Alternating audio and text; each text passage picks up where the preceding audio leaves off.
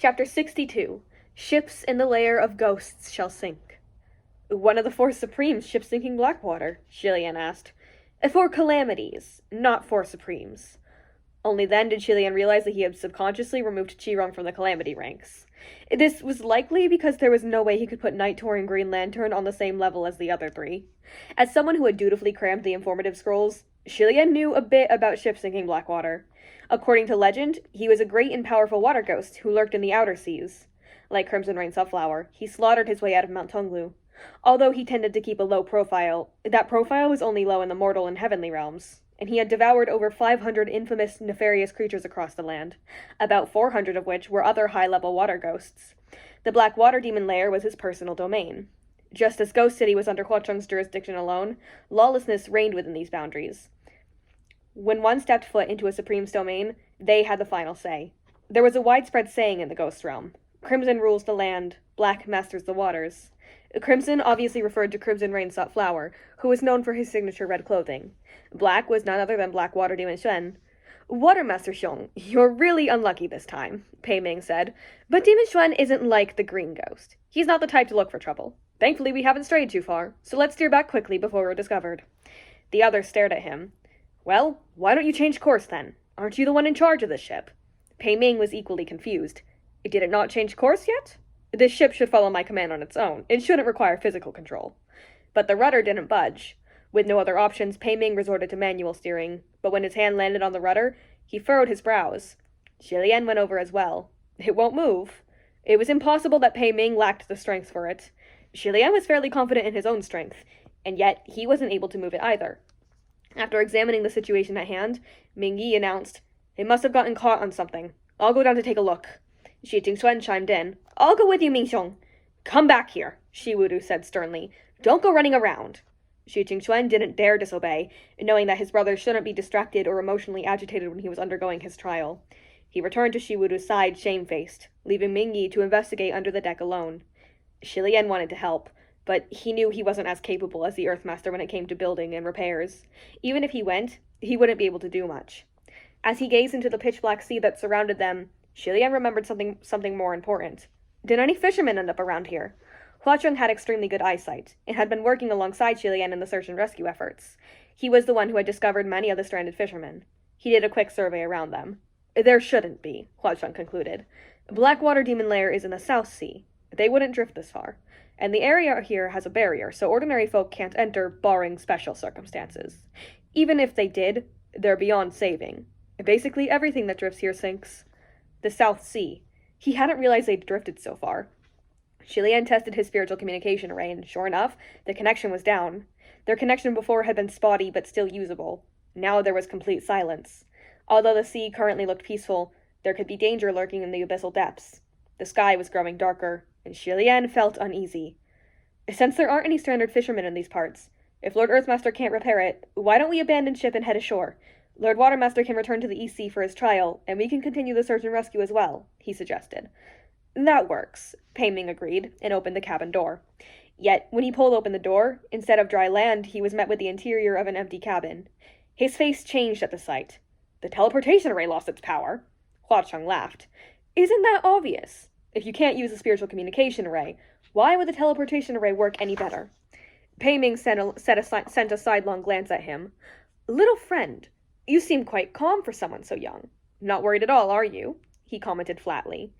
The ship drifted into ghost territory and is sinking as we speak, Shilian interrupted.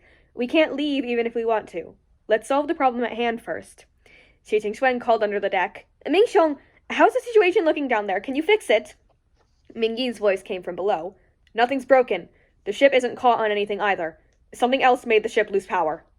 That would be Demon Xuan's spiritual field, Pei Ming stated gravely. As he was speaking, the ship dipped violently again. Shilian saw that water had already swallowed over half the ship. A normal boat would have given way to the waves by now, but this one still resisted, and fought to stay afloat due to its divine provenance. There must be exceptions. It's impossible that everything sinks here, he insisted. There must be something that won't sink. There is, Huacheng said. All attention fell on him. With his arms folded, he elaborated lazily. There is one type of wood that will not sink in the Blackwater Demon Lair. Shilian guessed at several common special varieties of wood. Sandalwood? Agarwood? Elm? Coffin wood, Huacheng answered. Coffin wood? Yup, Huacheng said.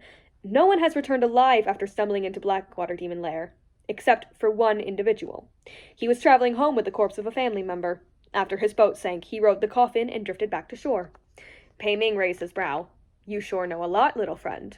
Huacheng mirrored his expression. Nah, you just know too little, that's all. Shiwudu remained in his meditation position, and his hands maintained their seal, but he turned his attention to Huacheng and narrowed his eyes. Pei Xiong, I've been meaning to ask. Who exactly is this? Where is he from? Why is he with you? I'm afraid you'll have to ask His Highness about that, Pei Ming exclaimed. After all, he's someone from his palace. All right, Shi Qingxuan interrupted. Enough of that who knows how much talk. Now that spells have lost their power, where do we get a coffin around here? That's easy, Pei Ming answered. Come, Gaga will build one for you right now. I'll show you what it means to take things into your own hands and live well without anyone's help. That won't work, Huacheng pointed out.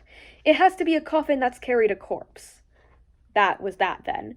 It wasn't like they could build a coffin and then kill a person in the group to fill it. As they discussed the topic, the boat dipped again. The deck where they stood tilted and was almost level with the water's surface, and Shiwudu nearly toppled out of his prim and proper meditation pose. Forget it, let me handle this, he said coldly. He produced his fan and tapped it lightly against the center of his forehead, then fanned it out to reveal the character for water on the front, and a wave pictogram made up of 3 curving lines on the back. He lifted his arm and issued a command. Water, come forth! Shilian felt the ship spring upward. The deck rose almost a meter above the waterline, and some sense of safety returned. The Watermaster fan even controls the waters of the Blackwater Demon Lair? He asked in surprise. Not the water here, Huacheng corrected. He channeled it from elsewhere. As it turned out, they hadn't ventured too far past the boundary of the Blackwater Demon Lair, so Shiwudu was still able to call forth nearby waters to lift the ship from underneath. Beautifully done, Watermaster Xiong, Pei Ming praised. Now that the rudder is useless, the boat can't turn around. Quick, use the current to haul the ship back. Before Shiwudu could reply, the ship dipped once again. The Demon Lair's water refused to concede defeat, and clashed with the current from the outside seas. The dip was ruthless this time, and the deck tilted even more. Losing balance, the crew slid to the bow of the ship. Although Shiwudu was born with gentlemanly handsome looks, his personality was extremely imperious, and he refused to retreat. Sensing that something dared to oppose him, anger flashed across his face. He snapped his fan shut, and when he opened it again, the 3 wave lines had grown larger, and the outer current doubled in force. The ship was yanked up once again. With the force relentlessly dragging the boat down, and another stubbornly forcing it to rise, the ups and downs made it seem like a giant game of tug-of-war. The ship sailed onward, then jolted to a stop, and it sank and rose with the motion. Waves crashed wildly around them, making seawater roll across the deck and into the ship. It was an incredibly vexing situation. If ordinary folk were on board, they would be scared witless by now. Shilian gripped the ledge tightly with one hand, while he held onto Huacheng tightly with the other. What's happening? The ship is turning, he exclaimed. It was just as he said. The ship had started spinning. The faster it spun, the lower it sank. Shilian abruptly realized that the ship had been dragged into a giant maelstrom and was being sucked into its vortex. Everyone be careful, he warned. The 2 forces of water are clashing. In the end, this was not Shiwudu's home turf. While the current he'd summoned from the outer seas was mighty, it weakened after crossing the boundary. It was at a slight disadvantage in the fight against the tides of the Demon Lair. As expected, as soon as Shilian spoke, the ship was sucked into the vortex. Shilian tossed out Fengshen at the last second and pulled Huacheng close. The 2 stepped onto the sword and flew up and away. At first, he was worried that Fengshen wouldn't have the strength, but he let out a sigh of relief the moment they left the deck. Although it was shaky, at least the sword could still fly.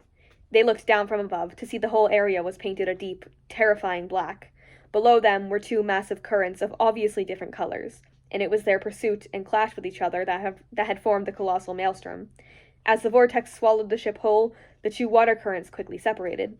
However, their battle was far from over. They continued to snap at each other like 2 venomous vipers. Each collision stirred angry waves. Shilian looked around. Lord Windmaster? Lord Earthmaster? General Pei, is everyone still here? Shi Qingxuan's voice came from dozens of meters behind him. Your Highness, we're over here! Did you hop on your sword as well? Shilian turned around, and the scene that greeted him left him speechless. Ming Yi stood atop the handle of a crescent shovel. Shi Qingxuan was seated on the head of the same shovel and was waving at Shilian. They didn't ride forth on a sword, but a shovel. The sight was unbearable to witness. Pei Ming's voice also called to them from nearby. Where's Watermaster Xiong? Seeing that Pei Ming was on his sword alone, and there was no sign of the Watermaster, Shi Qingchuan called out, Ga? Ga? No need to panic. The Watermaster is the god of water. He can't have gone under, Shi Lian reassured him. But when he recalled the power of the whirlpool, he didn't dare underestimate its might. He turned to Hua Cheng. Sunlung, hold on tight to my waist. Don't lose your grip and fall. Hua Cheng very obediently did so. Okay. But, Gaga, there's something I have to tell you. What is it? Shi Lian asked. You can't fly in the Blackwater demon lair. It'll attract things. Not a moment later, a long, sharp cry pierced the air. A behemoth white creature broke through the water's surface and headed straight for Pei Ming. Pei Ming was a master swordsman, and he reflexively reached for his sword the moment he saw a monster attacking, only to belatedly realize said sword was under his feet. Luckily, his reaction was swift. He leapt into the air, grabbed his sword, and sliced the incoming creature in half. Before gravity could take hold, he flipped back onto the sword without a single hair out of place. He steadily flew upward, and asked in a rather calm tone, What was that? After it was cleaved in half, the creature crashed back into the sea with a mournful wail. Shi Lian squinted to get a better look at the creature floating on the water's surface. Fish? It was certainly a fish, but this wasn't your average sea creature. It was a skeletal fish over 15 meters in length and half a dozen meters wide. This fish had neither flesh nor scales, only stark white bones that connected to a mouth filled with sharp teeth. He couldn't immediately determine if it was venomous, but its bite would surely be a pain in the butt regardless. Pei Ming flew higher. Be careful. There's definitely more than one of those things, he warned.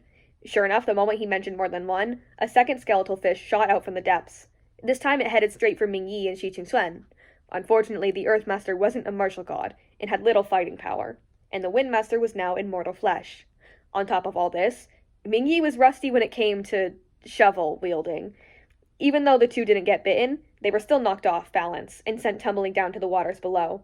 As they fell, Shi Qingxuan cried out in despair, Mingxiong! After today, make sure you use your spiritual device more, okay? Screw off! Ming Yi snapped at him.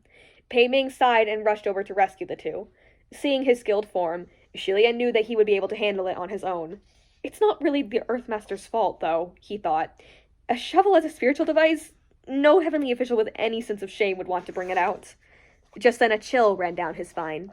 Shi Lian regained his focus and said temperately, Sunlung, hang on tight and watch out. Something's coming our way. Okay. His arms tightened around his waist. Not long after, 4 watery walls shot up from the depths and surrounded them. 4 giant bonefish rose from the sea. Rather than fish, the ghastly behemoth skeletons were more like dragons. Sharp, jagged horns protruded from their skulls.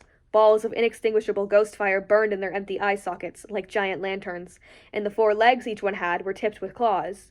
Their bodies were as thick as water vats, and at least a few dozen meters long. Their upper halves breached the water's surface, but it was impossible to guess the length of the rest that lurked beneath the waves.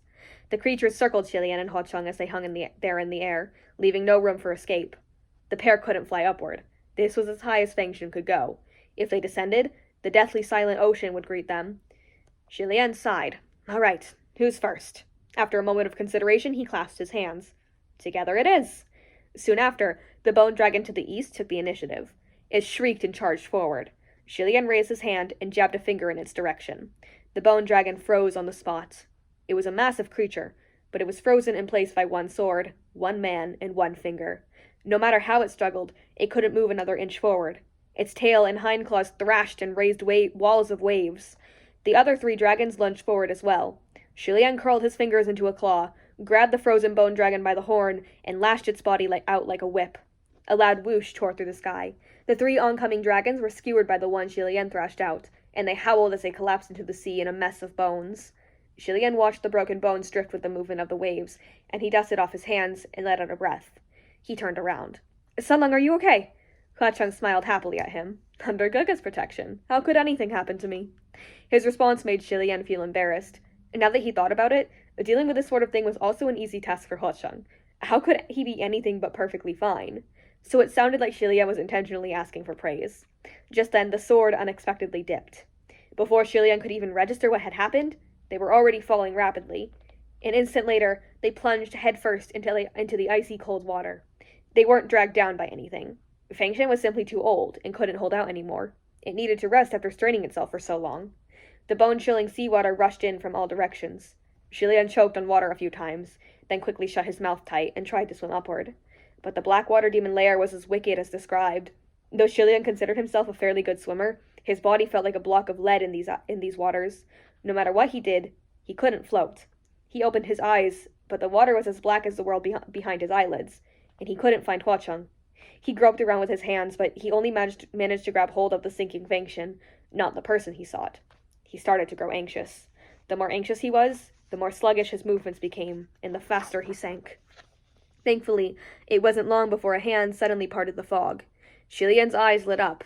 In the next second, someone grasped his hand, hugged his waist, and tugged him upward. They ascended rapidly through the waters and broke the surface, and Shilian sucked in a few breaths.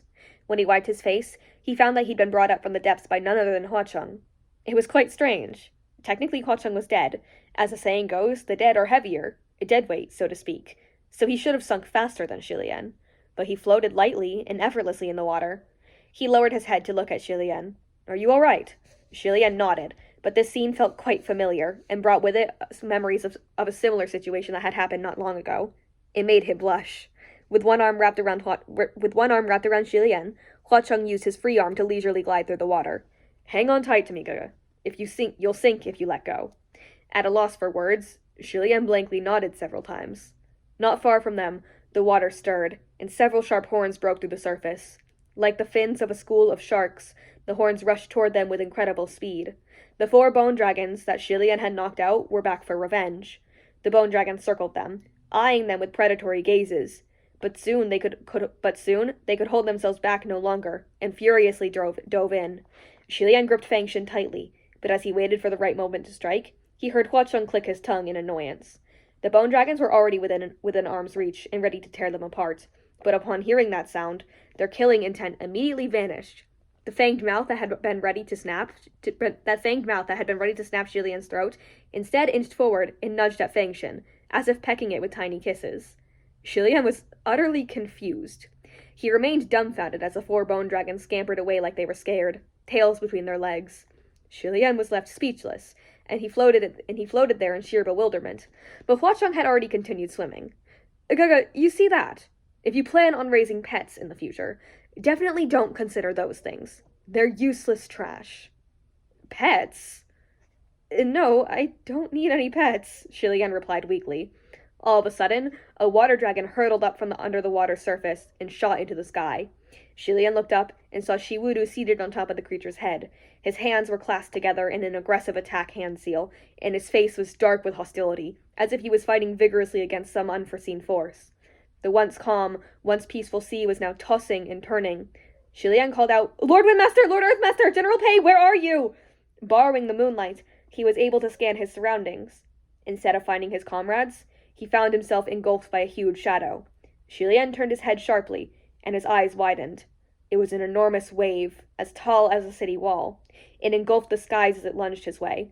In the next moment, he was awash in complete darkness. He drifted with the ebb and flow of the oceans for a long time. Shilian finally opened his eyes. While he didn't sit up, he could feel beneath him that he'd arrived on land. As he lay there regaining his strength, he lifted an arm and saw that his hand had become wrinkled from the prolonged soak. He felt something hard under his waist, and when he tilted his head to look, he realized that the object was Huacheng's arm. Huacheng was lying right next to him. By the looks of things, he had never once let go. Surprisingly, even though Shilian had woken up, Huacheng had not. His eyes were tightly shut. Shilian quickly sat up and nudged him gently. "Sunlung? Sunlung?" Huacheng didn't respond. Shilian nudged him again while surveying their surroundings. They were on land, but it was a densely forested island with no signs of civilization in sight. No docks, no people at all. It seemed like an isolated island, not the mainland. The most surprising thing of all was that it was already daylight. They must have floated all night. Where had they ended up? Even after repeatedly nudging, Huacheng was still deep asleep and hadn't moved an inch. Ghosts couldn't drown, so Shilian trusted that Huacheng had not done so. But there was no guarantee that he hadn't been secretly wounded by something else, such as those barbed, poisonous bonefish. Shilian patted Huacheng down to check for wounds, feeling up his chest, his arms, and all the way down his legs. But other than coming to the conclusion that Huacheng had a truly fine body, he made no notable finds. Shilian blinked for a bit, then began to panic a little. "Sunlung, don't joke around," he mumbled. No response.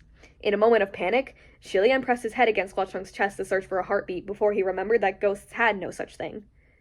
To his surprise, he actually heard a steady thump. Taken aback, a thought came to him.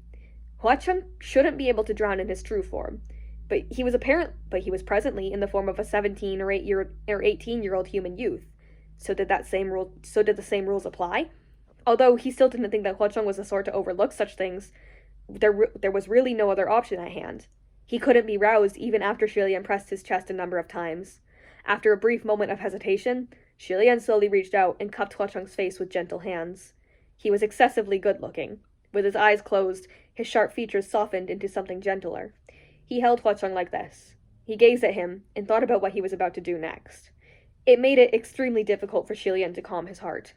He debated for a long time, then looked around. There was no one there. He looked back at Huacheng, still unconscious.